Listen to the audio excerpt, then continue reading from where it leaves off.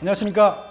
척추88TV의 이경석입니다. 오늘은 제가 지지난주에 직접 경험한 정말 무시무시한 그런 사례가 있었기 때문에 오늘은 이것만큼은 꼭 제가 설명을 드리고 싶어서 가져왔습니다. 여러분 건강검진 많이 하시잖아요. 건강검진하면 이것저것 내가 아프지 않은데 검사하는 경우도 있고 아파서 검사하는 경우도 있는데 저는 늘 이 말씀 드리고 싶어요. 정말 두통이 있을 경우에는 아낌없이 여러분 반드시 뇌혈관 검사를 꼭 하셔야 됩니다.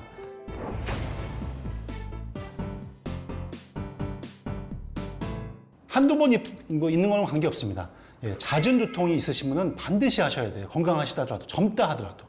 이분이 누구냐면은 나이가 50대 중반밖에 안 되셨습니다. 건강하십니다. 당뇨, 고혈압, 고지혈증 없으시고요. 평소에 운동도 하시고 날씬하세요. 그런데 너무 두통이 심해요. 직장의 일 때문에 스트레스가 너무 많다 보니까 이 두통 때문에 잠을 잘 못 주무셨대요. 그런데 저희 병원 오기 며칠 전에는 너무 머리가 아파가지고 조퇴를 한 겁니다. 그랬더니 이분을 소개한 지인은 의료계에 있어요. 의료계에. 그래서 머리 검사 한번 해봐라. 근데 굳이 머리 검사할 정도 아니다 라고 해서 올까 말까 하다가 오신 거죠. 와서 검진차 머리 혈관 검사 MRA를 찍었습니다. 보시면요, 저도 깜짝 놀랐어요. 이거 보이세요? 요거 카메라 보이세요?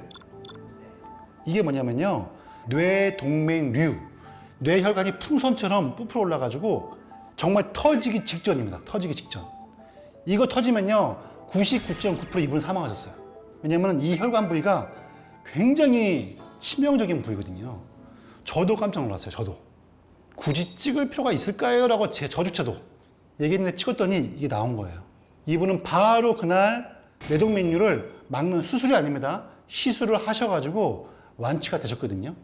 만약에 그냥 두통을 방치하고 약만 드셨다면 아마 제가 보기에는 아마 금년 수개월 내에 파열이 됐을 것이고 아마 이것 때문에 사망했을 가능성이 매우 높으신 분입니다. 여러분, 반복되는 두통, 약을 먹어도 호전되지 않는 두통, 그리고 어지럼증과 구역질, 구토가 동반되는 두통이 3개월 이상 지속될 경우에는 가능하면 병원에 내원하셔가지고 필요할 경우에는 이렇게 뇌혈관 검사를 꼭 해보시는 것이 필요합니다.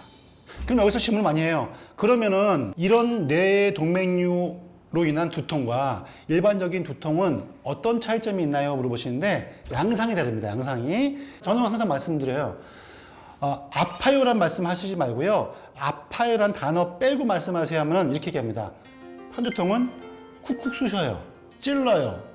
뭔가 지끈지끈해요 하는 반면 이 두통은 뭐냐면 이렇게 얘기합니다. 뭔가 이상해요. 뭔가 터질 것 같고 머리 안에 뭐가 꽉 차 있는 느낌이에요. 뭔가 탁해요. 머리가. 이렇게 결론적으로 머리 안에 뇌압이 올라가는 표현이죠. 막 뭐가 터질 것 같아요. 이렇게 표현하는 것이 특징이고요. 두 번째는 일반적인 편두통 같은 경우는요, 잠을 주무시고 나면은 머리가 맑아요. 근데 이거는 그렇지 않습니다. 잠을 잘 못 이룬다거나 잠을 자고 나도 두통이 뭔가 좀 완화되는 그런 맑은 느낌이 별로 없습니다. 그리고 일반적인 진통제에 잘 듣지 않습니다. 그런 경우는 검사를 한번 해보셔야 됩니다.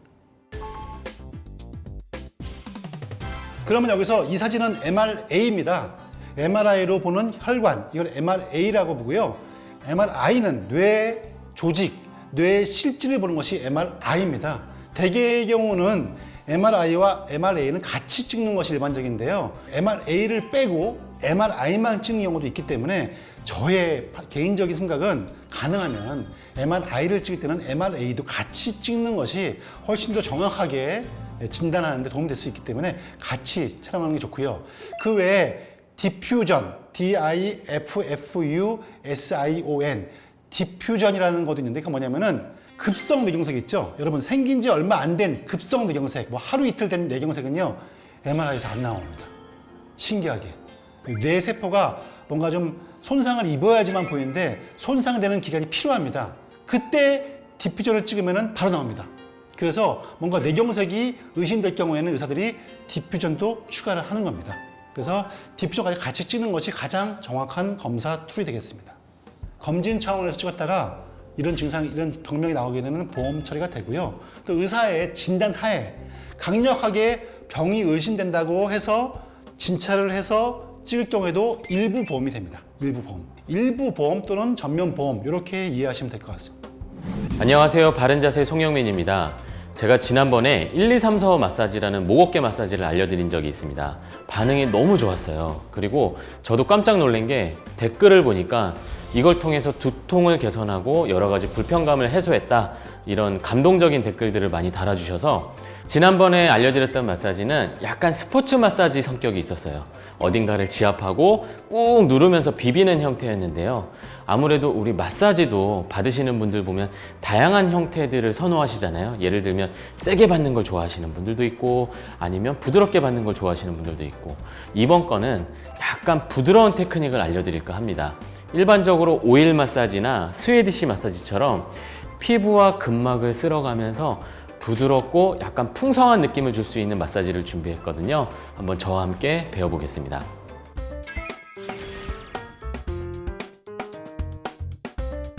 지금부터 알려드릴 마사지는 일하면서 목 어깨가 뻐근해지신 분들, 그리고 항상 이 어깨가 힘이 꽉 들어가 있어서 뭐 가벼운 사원증이나 목걸이 하나 걸고 있어도 너무 무겁게 느껴지시는 분들, 그리고 빈도 있게 막 두통이 발생되면서 막 그런 불편감이 있으신 분들 해주시면 좋습니다.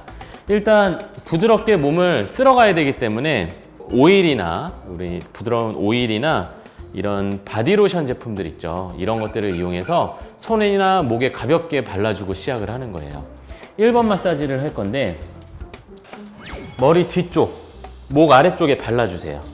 이렇게 바른 다음에 엄지손가락을 이용해서 귓볼 뒤에 머리뼈가 있고요. 머리뼈 뒤쪽 아래, 여기 움푹 들어가 있는 데가 있어요. 자, 여기서부터 손가락을 딱 누르고 시작을 하는 겁니다. 그래서 이 엄지손가락을 척추뼈 가운데 쪽으로, 머리 아래쪽 움푹 들어가 있는 지점으로 이렇게 쓸어줄 거예요. 이런 식으로. 그런데 여기서 고개의 움직임이 같이 병행이 되어야 됩니다. 자, 오른손으로 이렇게 밀어준다 그랬죠? 엄지손가락으로 이렇게 눌러주면서 고개를 반대로 돌리는 거예요. 손을 올린 쪽 반대로 돌려주는 겁니다. 하나, 둘, 이런 식으로. 셋, 천천히. 넷, 뒤에서 한번 보여드리겠습니다. 엄지손가락을 바깥쪽에서 누른 상태에서 고개를 돌리면 자연스럽게 척추뼈 가운데 쪽으로 옮겨가요. 그러니까 손으로 밀어주는 게 아니라 손은 고정시킨 상태에서 꽉 누른 다음에 그 상태에서 고개만 지그시 돌려주면, 오, 아프면서도 시원해요. 이렇게 부드럽게 10번 정도를 돌려주시면 되겠습니다. 반대쪽도 똑같아요. 반대쪽도 로션을 목 뒤에다 발라주시고, 이 엄지손가락으로 귓볼 뒤에 머리뼈 아래, 여기서부터 시작돼서 고개를 어디로 돌려야 될까요? 맞춰보세요. 왼쪽일까요? 오른쪽일까요? 손 올린 쪽 반대. 이렇게 해서 손으로 눌러준 상태에서 고개만 돌려주면 되겠죠. 이렇게 하나. 그러면 자연스럽게 미끄러지면서 압박이 돼요. 둘, 후. 자, 이걸 10회. 셋, 넷, 열. 자, 이렇게 하면 우리 머리 아래쪽에 있는 후두하근이라는 부위가 마사지가 됩니다. 자세를 보면 이렇게 턱을 들고 있는 분들이 있어요. 이렇게 항상 자세 취할 때 이렇게 목 뒤에 힘이 들어가 있죠? 이런 분들이 하시면 너무 좋아요. 목 뒤쪽에 있는 근육이 긴장되어 있기 때문에 그쪽으로 올라가는 신경과 혈관이 눌려 있을 거예요. 이렇게. 그 다음에 2번은요, 손을 깍지 끼세요. 이렇게 한 다음에 엄지손가락을 아래로 내립니다. 그러면 딱 보기에도 목 뒤쪽으로 쭉 쓸어 내려가기 좋겠죠? 손을 머리 뒤에서 깍지 끼고 엄지손가락으로 아까 후두하근이라고 불리는 부위, 머리 아래쪽에 있는 움푹 들어가 있는 데 있죠? 여기서부터 시작이 되는 거예요. 여기에서부터 로션을 바른 상태에서 아래로 천천히 내려가는 거예요. 이렇게. 이때 모션은 고개를 약간 숙이는 거예요. 코끝을 내려주는 느낌으로 이런 식으로 살짝. 그래서 목 중앙까지 내려가시면 돼요. 이런 식으로 하나, 둘, 이렇게 해서 가운데를 눌러서 내려갔다가 조금씩 바깥쪽으로 내려갑니다. 이렇게 바깥쪽에서 가운데 쪽으로 이런 식으로 옆에서도 보여드리겠습니다.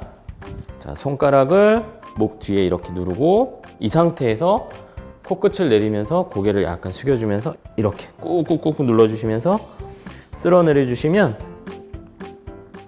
머리 뒤쪽에 있는 두판상근, 경판상근 이런 근육들이 뒤쪽에서 잡아주는 역할을 하는데 그 근육들이 이완되는 효과가 있습니다. 그 다음에 3번은 흉쇄 유돌근을 풀어줄 거예요. 흉쇄 유돌근, 귓볼 뒤에 약간 튀어나와 있는 뼈에서 쇄골 가운데 지점 이렇게 경사지게 내려가는 근육이 바로 흉쇄 유돌근이에요. 거북목 만들 때 이 근육이 짧아져서 생기는 원인이 많거든요. 그래서 이 근육을 풀어줄 때는 자, 이 세 손가락을 이렇게 한 다음에 여기다가 로션이나 오일을 발라주세요. 자, 이 손을 어디다 먼저 대냐면 귓볼 뒤에 머리뼈 아래부터 시작된다 그랬죠? 여기다 이렇게 대요. 이렇게 앞에 보고 이런 식으로 된 상태에서 이건 손을 올린 쪽 방향으로 고개를 돌려줘야 돼요. 어떻게 돌리냐면 이렇게 돌려줍니다. 아까랑 반대죠? 이런 식으로 하나, 압박을 준 상태에서 둘, 이렇게 쓸어내려 주시는 거예요. 셋, 넷, 아홉, 열, 이렇게. 사실 이것도 조금 빨라요. 여러분이 만약에 목이 많이 긴장되어 있을 때는 정말 세워라 내워라 약간 이런 속도로 느끼면서 하나하나 우리 그 스마트폰 필름 붙일 때 그 기포 없애는 느낌으로 그런데 나는 좀 더 강한 자극을 원해. 그러면 손가락으로 하십니다. 세 손가락 끝으로 오른손으로 왼쪽 흉쇄 유돌근을 잡았다고 치면요. 자, 이렇게 되는 거예요. 손가락 끝으로. 그다음에 약간 좀 날카롭게 누르세요. 누른 상태에서 얘를 이렇게 끌어당기면서 후 아파요. 이렇게 해주시면 조금 자극적으로 하실 수 있습니다. 자, 이렇게 해서 이제 3번까지 했고요. 그 다음에 4번은 턱 근육이에요. 턱 근육은 여기죠, 여기. 이를 깨물면 어금니 옆쪽에서 힘이 들어가죠. 자, 이렇게 들어가 있어요. 이렇게. 그래서 여기를 위로 쓸어 올려 줄 겁니다. 손가락 4개를 이용해서 이렇게 누른 다음에 면적이 넓어요. 이렇게 누른 다음에 위로 쓸어 줄 거예요. 그런데 그냥 쓸어 주는 게 아니라 입을 벌리면서 할 겁니다. 예전에 턱관절 운동법에서 알려드렸던 방법 중에 하나인데 혀를 입천장에 붙이세요. 자, 턱을 벌릴 때도 귓구멍 앞쪽 이 부위가 턱관절이거든요. 두 손가락을 여기다 대신 다음에 입을 벌렸을 때 한쪽으로 치우치면 반대쪽이 튀어나오거든요. 이게 어느 쪽도 많이 튀어나오지 않게 혀를 입천장에 붙이고 혀가 떨어지지 않는 범위 내에서 가운데가 어딘지를 찾는 거예요. 그래서 일단 이 느낌을 찾으세요. 저는 여기에요. 그러면 이 움직임을 기억하고 계셨다가 여기 어금니 아래 잇몸 쪽에서부터 시작을 한 다음에 여기다 이렇게 누르시고 입을 벌려요. 혀가 떨어지지 않는 범위 내에서 동일하게 이렇게 옆에서 위로 쓸어 올려주는 거예요. 입은 벌리고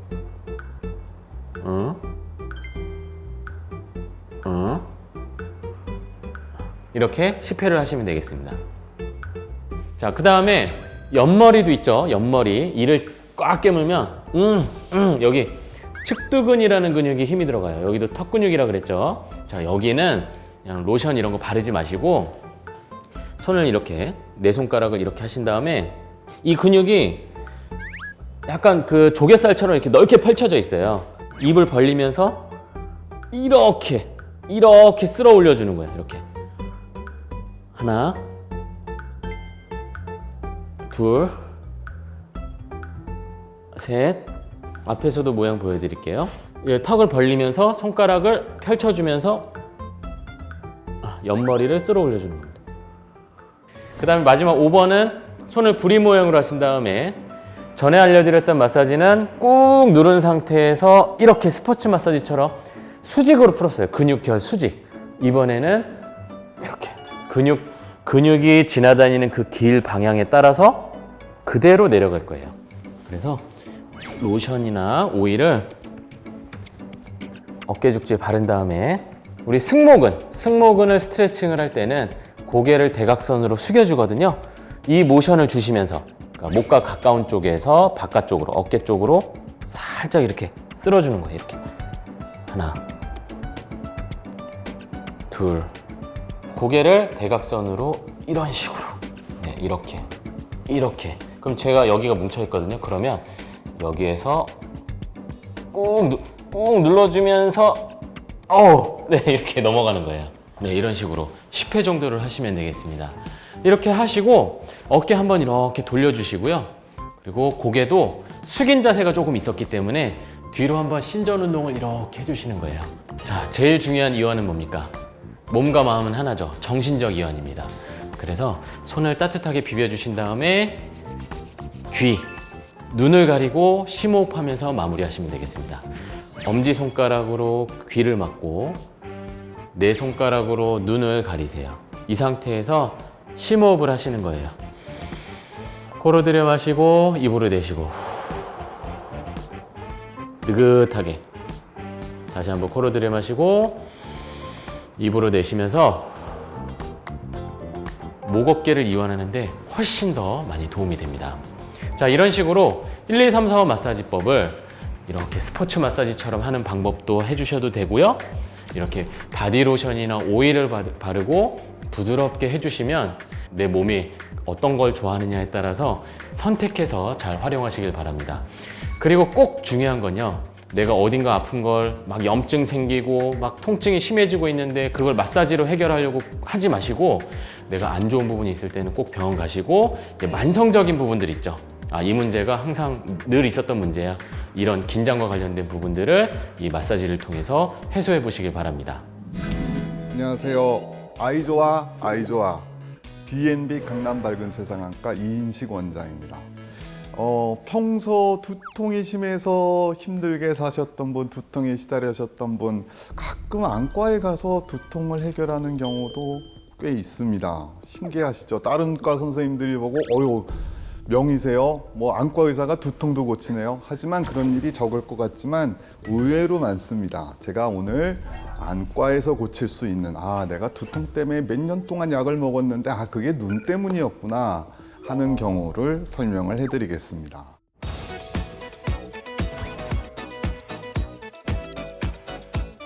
가장 흔한 경우는 부등시입니다. 왜냐하면 오른쪽 왼쪽에 만약에 도수 차이가 나면은요 자연스럽게 안정성 두통이라 그래서 두통이 있습니다. 왜냐하면 펜을 하나를 보더라도 오른쪽 눈으로 보는 펜 크기랑 왼쪽 눈으로 보는 펜 크기가 조금 다릅니다. 그러면 머리에서 작은 펜, 큰 펜이 들어오면 두 개로 보이니까 힘들죠. 그래서 머리에서 억지로 이 두 펜을 하나로 만드는 작업을 합니다. 그걸 대뇌에서 하는데요. 대뇌 피질에서 그 작업을 계속 머리에서 하게 되면 두통이 생깁니다.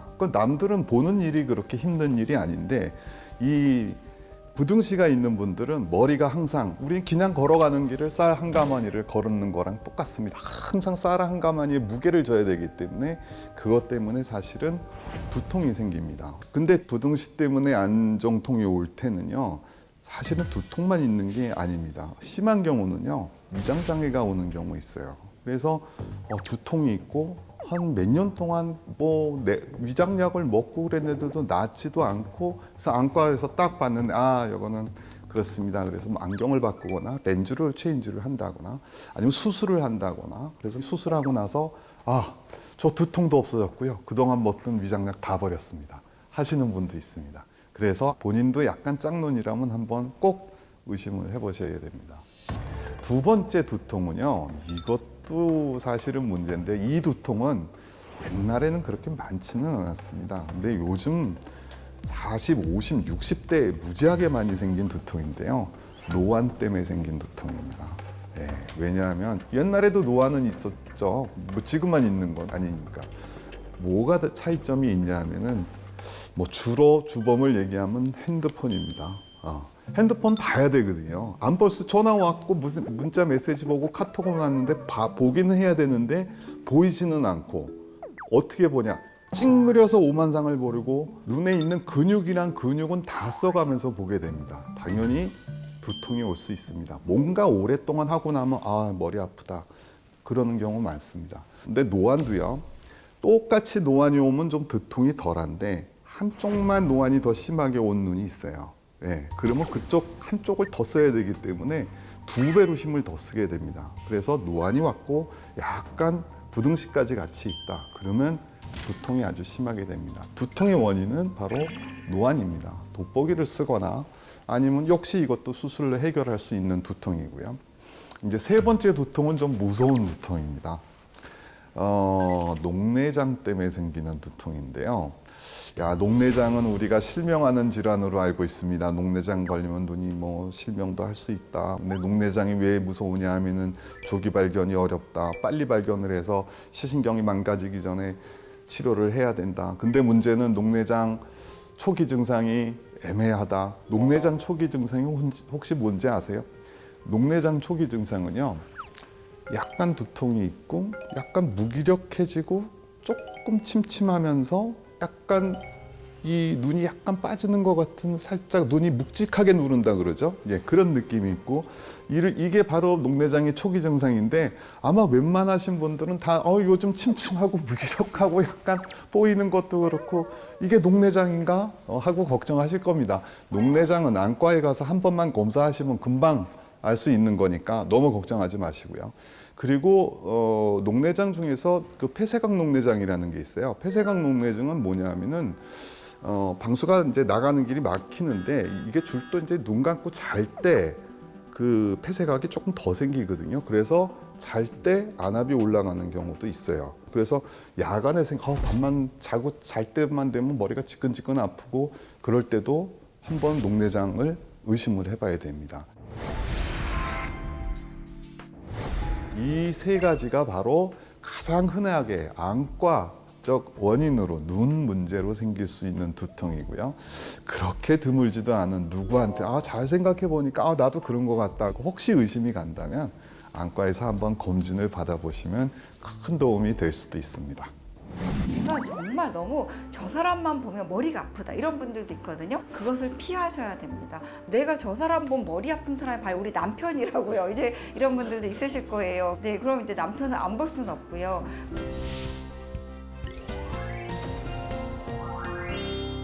안녕하세요. 이은하 박사의 치매를 부탁해 이 책의 저자 신경과 전문의 이은하입니다. 제가 이번 시간에 여러분들과 함께 나눠볼 주제는요. 머리가 자주 아프면 치매에 잘 걸릴까?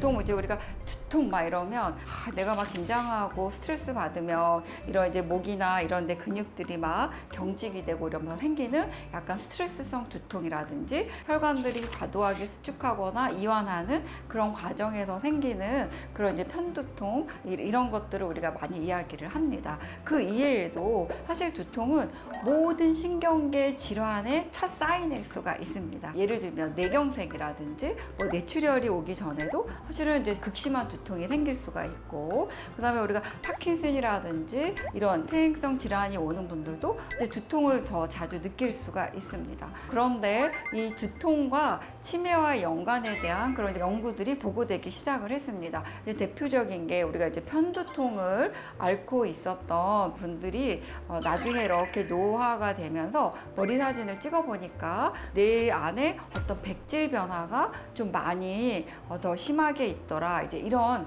연구 결과들이 보고되어 있습니다. 그럼 그 백질 변화라는 거는 뇌의 껍데기 피질에서는 생각하고 판단하고 하는 이런 고등 인지 기능을 담당하는 그런 기능이 뇌 껍질의 이제 피질입니다. 이 백질에 있는 부분은 그것을 어떤 뇌 영역의 다른 기관으로 서로 연결하는 다리 같은 역할을 하는 곳이거든요. 그러니까 이 백질의 변화가 이렇게 많다는 것은 뇌세포끼리의 어떤 연결고리가 더 쉽게 손상이 손상이 되고 있다라는 것을 의미를 하는 거죠. 그래서 결국 백질의 변화가 심해지면 당연히 이제 인지 기능도 조금 더 심해지는 것으로 이렇게 이제 밝혀져 있습니다. 그러니까 우리가 젊었을 때 머리를 좀 자주 아팠던 분들, 특히 이제 편두통이라든지 이런 혈관성 두통을 좀 자주 호소하고 알았던 분들은 꼭 나이 드시면서 머리 사진을 찍어 보셔야 되고요. 그 머리 사진을 찍어 보셨을 때 이런 이제 백질의 변화라든지 이런 게 나타났다면 인지 기능이 잘 유지되고 있는지 앞으로 더 저하될 건지를 꼭 우리가 감별을 해서 이제 관리를 해야죠. 그럼 이제 어떻게 예방을 해야 될까요? 여러분들이 이제 대부분 머리가 아프면 가장 먼저 하는 게 뭘까요? 일단 먼저 통증약을 먹기 시작합니다. 쉽게 구할 수 있는 방법으로 그 통증을 없애느라고 이제 약을 먹고 또 이제 막 몸을 움직입니다. 사실 그런데 일시적으로 한두 번은 우리가 먹어서 이렇게 좋게 할 수 있지만 그 통증약을 먹음으로써 진짜 이 두통이 어떤 종류의 두통인지를 감별할 수 없게 할 수 있거든요. 편두통인지 아니면 뇌출혈이나 뇌경색이 오기 전 단계의 그런 변화에서 오는 두통인지를 감별할 수 없게 합니다. 그래서 이런 진통제나 이런 거를 너무 남용하는 것은 권유하지 않고요. 내가 늘 아프던 그런 두통하고 다르게 뭔가 갑자기 더 심해졌다. 특히 한쪽 머리만 더 많이 아프다든지 머리가 아프면서 약간 구역감, 속이 미식미식거린다든지 그 다음에 아니면 물체가 좀 두 개로 흔들려 보인다든지 아니면 손끝이나 아니 입쪽 한 끝이 좀 얼얼하고 그 다음 발음이 좀 어눌해진다든지 이런 증상이 있다면 그거는 그냥 진통제 먹어서 낼 그런 두통이 아니고 꼭 머리 사진을 찍어서 혈관에 어떤 문제가 있는지 그 다음에 혈관의 혈압이라든지 이런 혈관을 조절하는 기능이 문제가 생겼는지를 꼭 확인을 해야 되는 거죠. 그래서 나한테 생기는 이런 두통을 사실은 그냥 누구나 머리가 아프지 이렇게 생각을 하시면 절대 안 됩니다. 사실 정상인 분들은요 머리가 안 아픈 게 정상입니다. 네, 이게 두통이 있으시면 안 되는 거거든요. 그리고 내가 한번 이렇게 두통이 있어서 머리 CT는 MRI는 찍어서 기질적인 이상이 없다. 그럼 이제 일단 안심을 하셔야 되는 거죠. 그러면 그 다음에 내가 두통이 왔을 때 왜 두통이 오는지 내 생활 패턴을 좀 분석해 볼 필요가 있습니다. 내가 머리가 아픈데 내가 정말 밤 2시, 3시까지 제 유튜브를 꼭 보시는 건 좋은데 새벽에 보시지 마시고요. 막 새벽까지 유튜브 보면서 흥분하시는 분들이 있거든요. 그럼 당연히 잠을 못 자면 아침에 머리가 아플까요? 안 아플까요? 당연히 머리가 아프죠. 그 다음에 또 내가 뭔가 어떤 특별한 음식을 먹는다든지 어떤 냄새를 맡는다든지 이런 혈관이라든지 신경에 좋지 않은 환경을 만들어 놓아서 생기는 두통이라고 하면 당연히 그런 환경을 다시 이 뇌세포와 뇌혈관이 좀 편하게 두통을 느끼지 않도록 편안한 환경으로 다시 바꿔주셔야 됩니다. 어떤 분들은 너무 바쁘셔서 카페인 섭취를 너무너무 많이 하는 분이 있거든요. 네, 그래서 이런 카페인 섭취를 많이 하면 커피나 이런 것들을 막 하루에 6잔, 8잔 드시는 분들도 있거든요. 그럼 이제 처음에는 이게 약간 집중도 되고 반짝하는데 이런 카페인 성분이나 이런 것들은 우리 이제 교감신경계를 막 자극을 하거든요. 그러니까 심장도 좀 뛰게 하고 잠도 조금 안 오게 하고 그 다음에 뇌세포에도 자극을 주는 거죠. 혈관 수축하면서. 그러니까 처음에는 머리가 아픈 게 좋아지지만 나중에 카페인을 너무 과다 섭취하면 그것에 의해서 또 두통이 생길 수가 있습니다. 그리고 내가 정말 너무 저 사람만 보면 머리가 아프다 이런 분들도 있거든요.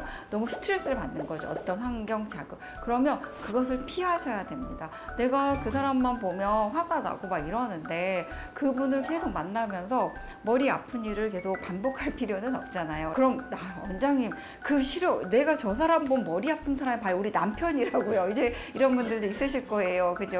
네, 그럼 이제 남편을 안 볼 수는 없고요. 그럼 이제 내가 마음을 바꿔야 되겠죠. 저 사람 보고 내가 머리가 아프느니 그래, 저 사람을 볼 때 좀 기쁘게 보자. 이렇게 이제 내 마음을 좀 바꿔주시면 머리가 안 아플 수가 있습니다. 우리가 지끈지끈 머리가 아프다든지 뭐 이런 증상들은 누구나 올 수 있는 그런 증상이긴 하지만 이건 사실 근데 정상은 아니다. 그래서 두통을 간과하시면 안 되고 내가 평소하고 다르게 정말 극심한 두통을 경험한다든지 또 반복적으로 주기적인 패턴의 두통을 경험하고 있으시다면 한 번은 꼭 정밀 검사를 하고 그 원인을 체크하고 치료를 꼭 하셔야 됩니다. 나중에 치매로 발현된 분들이 젊었을 때 이런 이제 두통이라든지 이런 편두통이라든지 혈관성 두통 이런 것에 조금 더 많이 노출되어 있었다라는 그런 연구 결과도 이제 일부 있습니다. 그래서 여러분들 이 두통에 대해서 너무 걱정하셔도 안 되지만 또 너무 간과하시지 마시고 참는다고 좋은 건 아닙니다. 그래서 오늘은 제가 두통과 치매에 대해서 말씀드렸습니다. 안녕하십니까. 신경과 전문의 박지연입니다. 오늘은 가장 골치 아픈 두통 중에 하나인 만성 두통에 대해서 말씀을 드리겠습니다.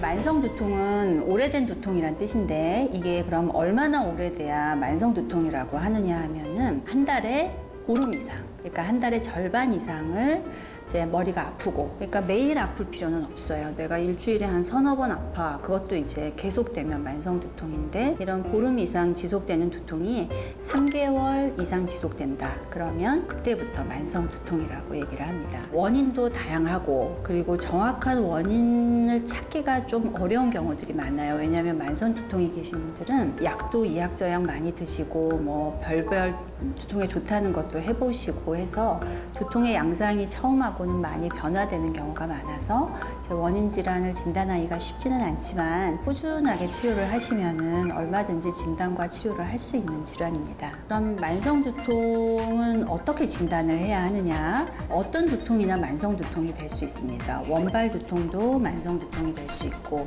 2차 두통도 치료가 적절히 되지 않았을 때는 얼마든지 만성 두통으로 갈 수 있겠죠. 근데 대부분은 다행히도 2차성 두통보다는 원발 두통인 경우가 많아서 원발 두통에 어떤 특징을 가지고 있냐를 잘 감별을 해서 치료를 하게 되겠습니다.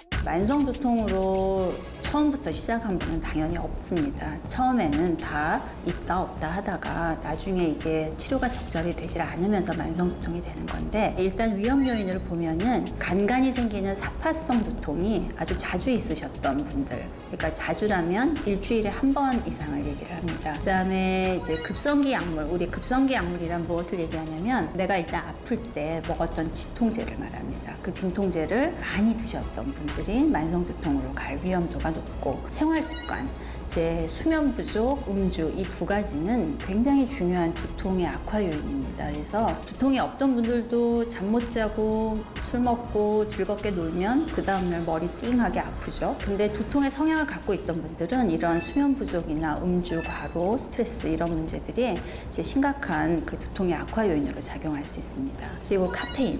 자, 요즘에 커피를 많이 드시는데 이제 두통이 있는 분들이 어떤 말씀을 하시냐면 내가 머리가 아픈데 커피 한 잔 마시면 좀 덜해요. 이런 얘기를 굉장히 많이 하세요. 그래서 두통을 자주 앓으셨던 분들이 이제 커피를 점점 많이 드시게 되죠. 이제 혈관성 편두통 같은 경우에는 커피를 마시게 되면은 카페인의 그 혈관 수축 작용 때문에 두통을 일으켰던 혈관이 수축하면서 두통이 좀 가라앉는 경우가 있습니다. 근데 이 카페인을 점점 더 많이 드시게 되면은 혈관을 수축하는 작용이 이제 점점 약해지면서 카페인기가 떨어지면 오히려 처음보다 두통이 더 심해지는 그런 상황이 오면서 점점 두통이 심해지시게 되죠. 그 다음에 이제 남성보다는 여성이 좀 더 만성화될 수 있고, 코골이가 심하거나 수면무호흡이 있으시거나 비만이 있으신 분들일수록 만성화의 비율이 높습니다. 또한 이제 정신적인 우울증, 불안증 같은 게 있을 때도 만성화되는 경우들이 많습니다.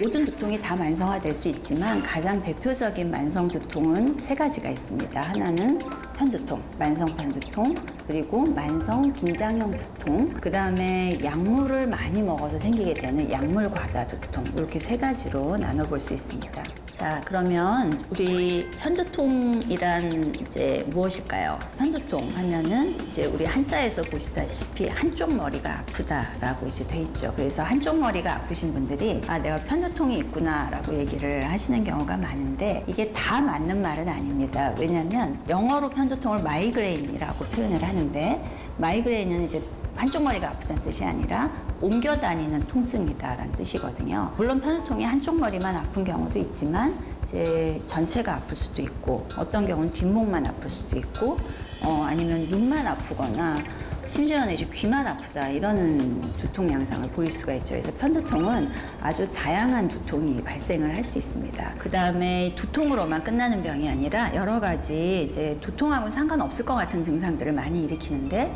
예를 들면 이제 갑자기 빛에 민감해지거나 냄새에 민감해지거나 소리에 굉장히 예민해지거나 이런 감각 과민성이 생길 수 있고 또 어떤 두통보다도 이제 소화장애 증상을 많이 일으킵니다. 그래서 메스꺼리거나 구역질이 나거나 이제 토하시는 분들도 있죠. 그래서 가끔은 이제 어떤 분들은 내가 체하면 머리가 아파요라고 얘기하시는 분들이 있어요. 왜냐하면 그 두 가지 증상이 같이 오는데 두통보다 체한 증상이 더 힘들어하시는 경우들이 많거든요. 근데 이런 경우는 사실은 체해서 그러신 게 아니라 두통 때문에 생기는 특히 이제 편두통성 두통은 구역질을 많이 일으키는데 그래서 이제 소화장애가 올 가능성이 많습니다. 그리고 드물게는 한 전체 편두통 환자 20% 정도는 이제 꼭 가벼운 뇌졸중 증상 같은 증상들을 일으켜서 이제 시야장애가 오거나 뭐 말이 어둔하거나 마비 같은 증상도 일시적으로 올 수 있고 또 전체 편두통 환자의 한 50에서 한 70% 정도는 다양한 양상의 어지러움증을 동반하기도 합니다.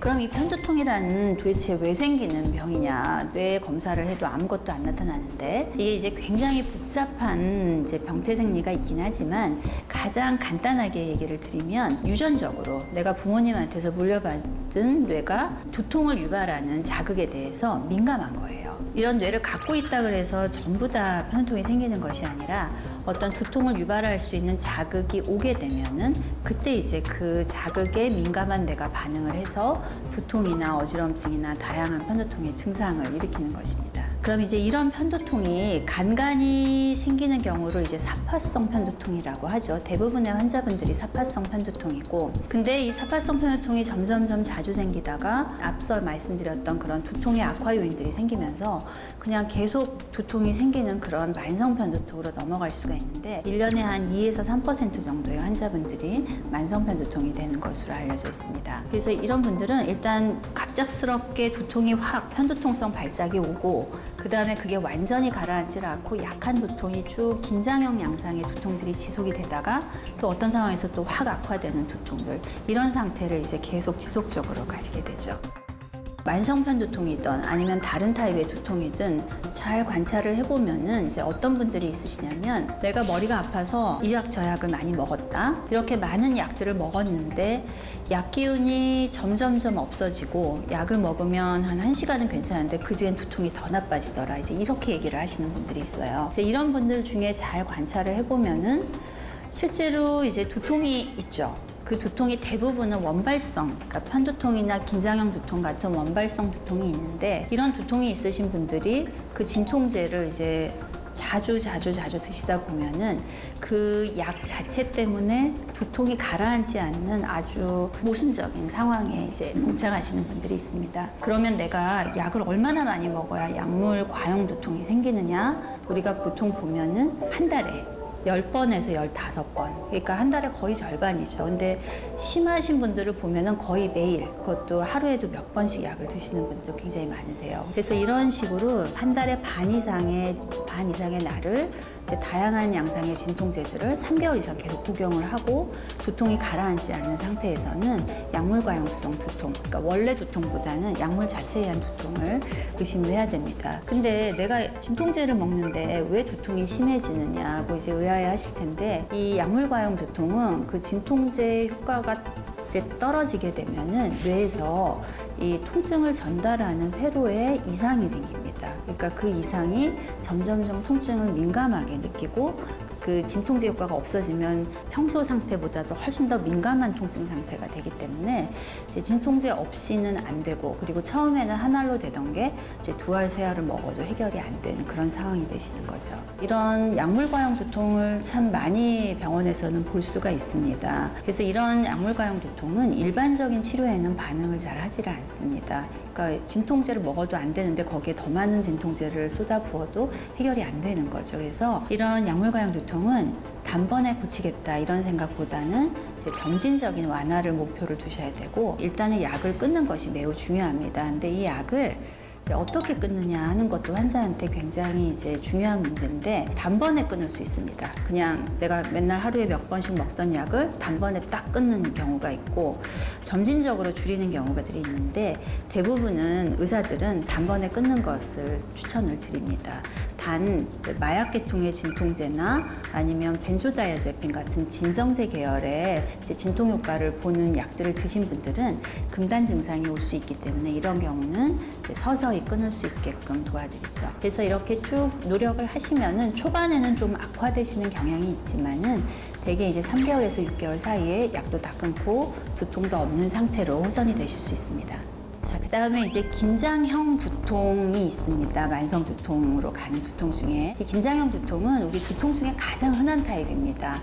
그래서 이 긴장형 두통은 사실 누구나 한 번쯤 느껴본다고 얘기를 하는데, 평생 한 80% 정도의 인구니까 거의 대부분의 환자들이 한 번 정도는 뒷골이 띵하거나 이마가 뻐근한 양상의 긴장형 두통을 느끼죠. 이제 예전에는 이 긴장형 두통을 뭐라고 불렀냐면 신경성 두통, 스트레스 두통, 근육 수축 두통 이렇게 불렀어요. 긴장이라는 게 이제 두 가지 의미를 갖죠. 하나는 근육이 뻣뻣해지는 긴장이 있을 수 있고, 다른 하나는 정신적인 긴장이 있을 수 있어서 그럴 때 나빠지는 두통이다라고 그렇게 불렀는데, 보통은 현두통처럼 여성한테 좀 더 많고 20에서 40대에 많은 양상인데, 보통 그 강도가 아주 세게 오지는 않습니다. 그래서 보통 긴장형 두통 환자분들은 굉장히 많은 분들이 겪는 데 반해서 병원에 오시지 않는 경우가 대부분입니다. 그래서 실제로 신경과를 찾아오는 환자분들은 이제 만성 두통이 되셔야 이제 병원으로 오시죠. 그리고 이런 만성형으로 가는 긴장형 두통은 한 전체 두통의 한 2% 정도니까 그렇게 비율이 높지는 않습니다. 대개는 이제 오래되면서 불안증이나 우울증 같은 문제들도 오고, 턱관절 질환이 병행돼 있는 경우들도 꽤 있습니다. 그래서 이 긴장형 두통이 왜 생기냐를 보면은 근육이 긴장되거나 정신적 스트레스 오는 게 아니라, 아직까지 원인을 정확하게 모르지만 아마 3차 신경핵에 통증을 느끼는 민감도의 차이가 생겨서 오는 것이 아닌가라고 이제 추측을 하고 있습니다. 자, 이렇게 만성 두통에 대해서 말씀드렸는데 많은 도움이 되셨기를 바라고, 혹시 질문 있으시면 댓글에 남겨주시면 제가 최선을 다해서 답변 드리도록 하겠습니다. 감사합니다.